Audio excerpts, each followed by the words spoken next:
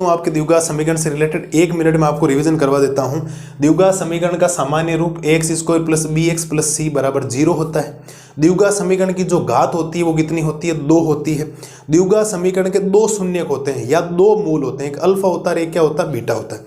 जो ये द्विघात समीकरण आपके पास होता है x square plus b x plus c, कोई भी द्विघात समीकरण आपके पास आएगा उसको हल करने के 3 मेथड आपके पास है। पहला गुणनखंड विधि, दूसरा पूर्ण वर्ग विधि, तीसरा होता है श्रीधराचार्य सूत्र। गुणनखंड विधि आप सबको पता है, पूर्ण वर्ग आपके सिलेबस में नहीं।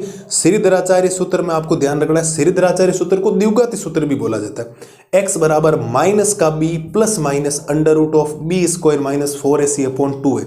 ये आपका द्विघाती सूत्र कहलाता है। प्लस माइनस का चिन्ह ये डिसाइड करेगा, एक बार प्लस का लोगे तो x का एक मान आएगा, माइनस लोगे तो x का एक मान आएगा, क्योंकि द्विघात समीकरण में x के कितने मान चाहिए, 2, क्योंकि जितनी घात उतने शून्य आपको चाहिए।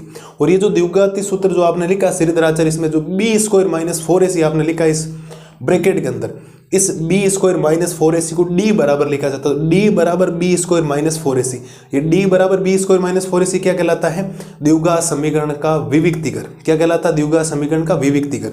और ये जो विविक्तिकर है वो 3 प्रकार का आ सकता है। अगर विविक्तिकर का मान ऋणात्मक आया तो कोई वास्तविक मूल नहीं होगा, अर्थात मूल काल्पनिक होंगे। अगर विविक्तिकर का मान 0 आया तो मूल वास्तविक और बराबर होंगे, और अगर विविक्तिकर का मान धनात्मक आया तो मूल वास्तविक और क्या होंगे, भिन्न भिन्न होंगे। ये बातें मैंने आपको 3-4 बार रिपीट कर दी, दिमाग में छप जानी चाहिए, कभी भूलने का कोई सवाल पैदा नहीं होना चाहिए आपके सामने। इतना बेहतरीन तरीके से मैंने बता दी। बाकी अगर बी स्क्वायर माइनस 4ac का मान 0 से बड़ा आया, मतलब प्लस का मान आया, धनात्मक मान आया, तो मूल वास्तविक और क्या होंगे, भिन्न भिन्न होंगे। जो दोनों मूल होंगे वास्तविक होंगे और भिन्न भिन्न मान आएंगे।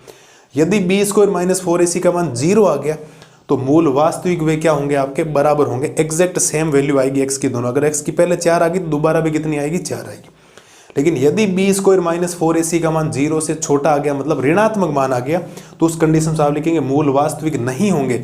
मूल वास्तविक होगा ही नहीं, अर्थात मूल क्या होंगे, काल्पनिक होंगे, क्योंकि जो चीज वास्तविक नहीं हो सकती वो क्या होती है, काल्पनिक होती है। पहले चैप्टर में पढ़ाया था ना, वास्तविक संख्या और काल्पनिक संख्या।